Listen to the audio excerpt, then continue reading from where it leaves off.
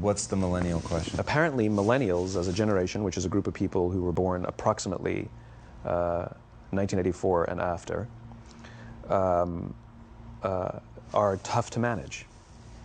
And they're accused of being entitled and narcissistic and self-interested, unfocused, lazy. But entitled is the big one. And because they confound leadership so much, what's happening is leaders are asking the millennials, what do you want? And millennials are saying, we want to work in a place with purpose, love that. We want to make an impact, whatever that means. We want free food and beanbags. And so somebody articulates some sort of purpose, there's lots of free food and there's beanbags, and yet for some reason, they're still not happy. And that's because they're missing, there's a missing piece. What I've learned is that I can break it down into 4 pieces, right? There are four things, 4 characteristics. One is parenting, the other one is technology, the third is impatience, and the fourth is environment. The generation that we call the millennials, too many of them grew up subject to, not my words, failed parenting strategies, where, for example, they were told that they were special all the time. They were told that they could have anything they want in life, just because they want it, right? They were told, some of them got into honors classes, not because they deserved it, but because their parents complained. And some of them got A's, not because they earned them, but because the teachers didn't want to deal with the parents. Some kids got participation medals. You got a medal for coming in last, right? Which the science we know is pretty clear, which is it devalues the medal and the reward for those who actually work hard, and it actually makes the person who comes in last feel embarrassed because they know they didn't deserve it, so it actually makes them feel worse, right? So you take this group of people, and they graduate school, and they get a job, and they're thrust into the real world, and in an instant, they find out they're not special, their moms can't get them a promotion, that you get nothing for coming in last, and by the way, you can't just have it because you want it. Right? And in an instant, their entire self-image is shattered. And so you have an entire generation that's growing up with lower self-esteem than previous generations. The other problem, to compound it, is we're growing up in a Facebook, Instagram world. In other words, we're good at putting filters on things. We're good at showing people that life is amazing even though I'm depressed, right? And so everybody sounds tough. And everybody sounds like they got it all figured out. And the reality is there's very little toughness, and most people don't have it figured out. And so when the more senior people say, well, what should we do? They sound like, this is what you got to do. And they have no clue. Right? So you have an entire generation growing up with lower self-esteem than previous generations, right? Through no fault of their own. Through no fault of their own, right? They were dealt a bad hand, right? Now let's add in technology. We know that engagement with social media and our cell phones releases a chemical called dopamine. That's why when you get a text, it feels good, right? So, we've all had it where you're feeling a little bit down or feeling a bit lonely, and so you send out 10 texts to 10 friends, hi, hi, hi, hi, hi, because it feels good when you get a response, right? Right? It's why we count the likes. It's why we go back 10 times to see if my Instagram is growing slower. Did I do something wrong? Do they not like me anymore? Right? The trauma for young kids to be unfriended, right? Because we know when you get it, you get a hit of dopamine, which feels good. It's why we like it. It's why we keep going back to it. Dopamine is the exact same chemical that makes us feel good when we smoke, when we drink, and when we gamble. In other words, it's highly, highly addictive. Right? We have age restrictions on smoking, gambling, and alcohol, and we have no age restrictions on social media and cell phones, which is the equivalent of opening up the liquor cabinet and saying to our teenagers, hey, by the way, this adolescence thing, if it gets you down. But that's basically what's happening. That's basically what's happening, right? That's basically what happened. You have an entire generation that has access to an addictive, numbing chemical called dopamine through social media and cell phones as they're going through the high stress of adolescence. Why is this important? Almost every alcoholic discovered alcohol when they were teenagers. When we're very, very young, the only approval we need is the approval of our parents. And as we go through adolescence, we make this transition where we now need the approval of our peers. Very frustrating for our parents, very important for us. It allows us to acculturate outside of our immediate families into the broader tribe, right? It's a highly, highly stressful and anxious period of our lives, and we're supposed to learn to rely on our friends. Some people, quite by accident, discover alcohol and numbing effects of dopamine to help them cope with the stresses and anxieties of adolescence. Unfortunately, that becomes hardwired in their brains, and for the rest of their lives, when they suffer significant stress, they will not turn to a person, they will turn to the bottle. Social stress, financial stress, career stress, that's pretty much the primary reasons why an alcoholic drinks, right?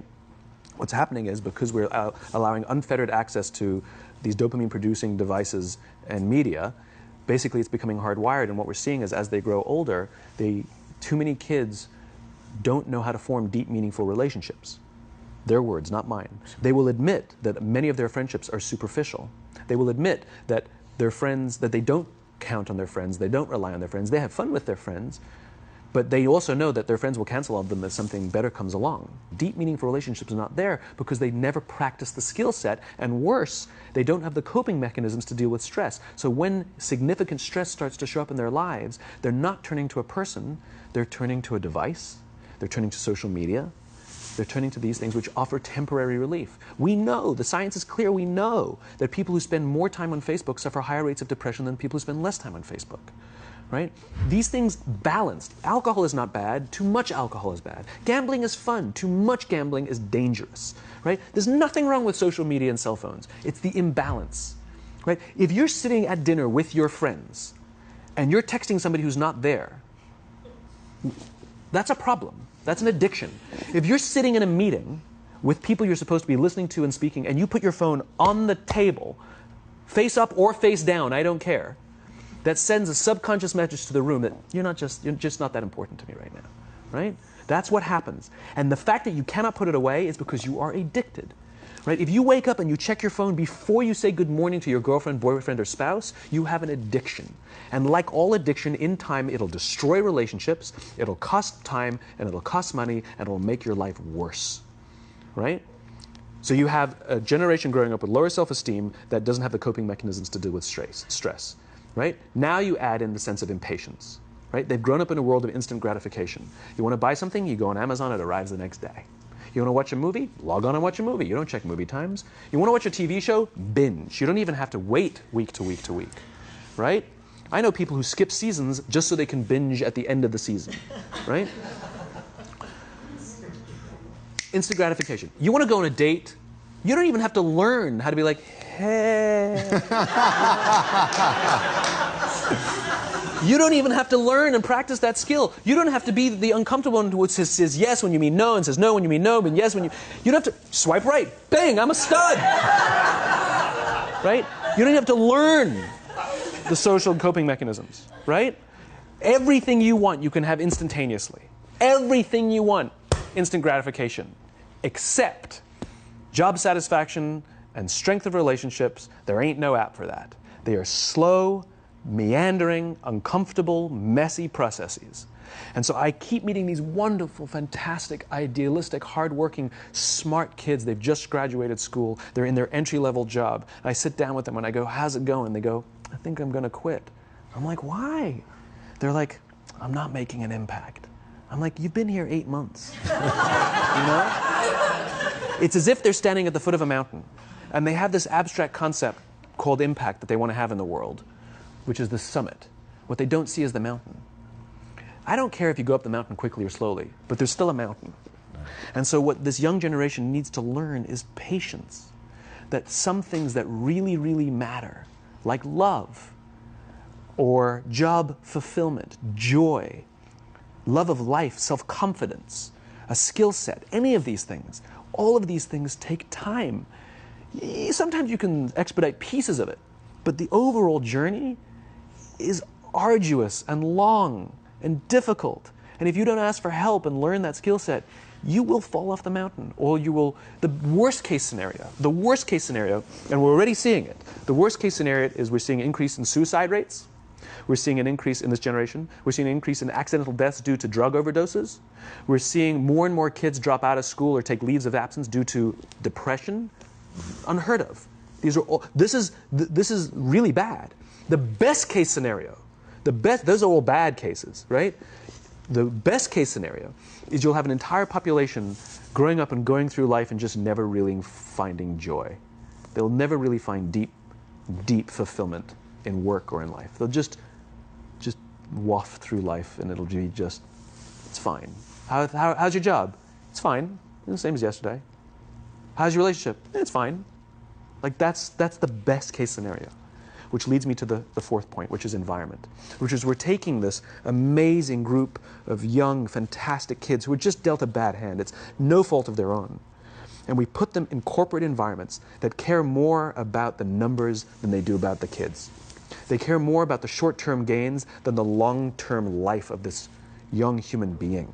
We care more about the year than the lifetime, right? And so we are putting them in corporate environments that aren't helping them build their confidence, that aren't helping them learn the skills of cooperation, that aren't helping them overcome the challenges of a digital world and finding more balance, that isn't helping them overcome the need to have instant gratification and teach them the joys and impact and the fulfillment you get from working hard on something for a long time that cannot be done in a month or even in a year. And so we're thrusting to them in corporate environments, and the worst part about it is they think it's them. They blame themselves. They think it's them who can't deal. And so it makes it all worse. It's not. I'm here to tell them it's not them.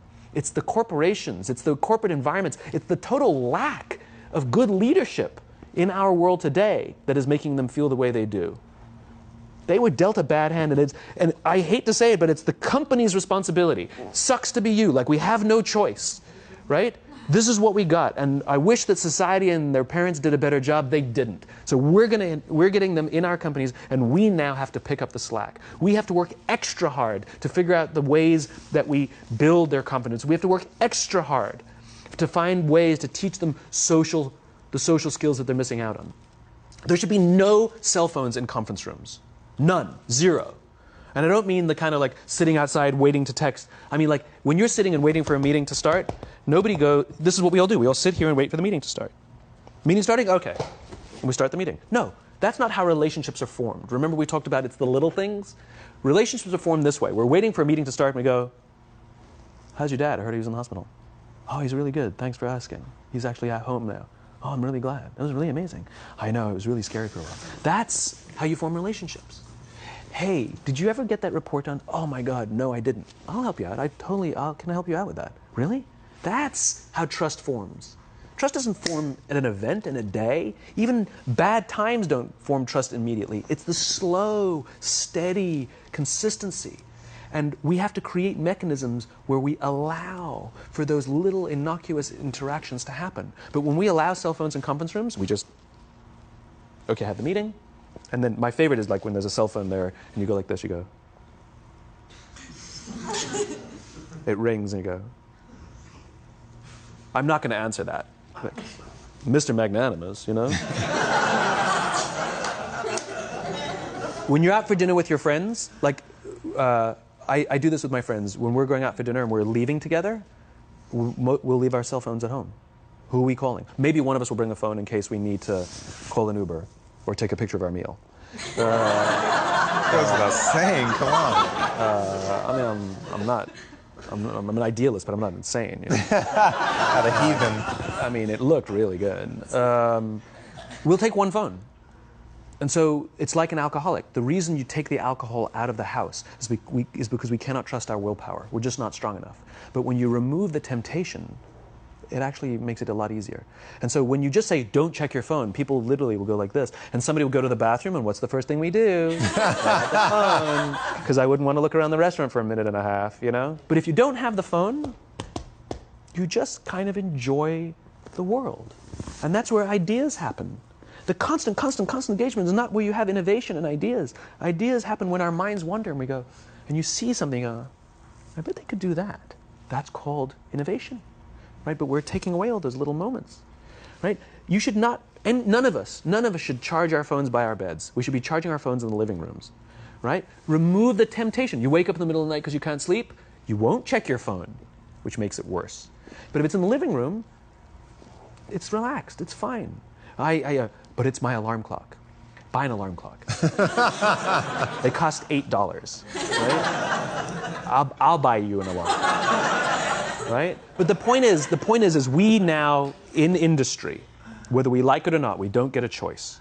We now have a responsibility to make up the shortfall and to help this amazing, idealistic, fantastic generation build their confidence, learn patience, learn the social skills, find a better balance between life and technology. Because, quite frankly, it's the right thing to do.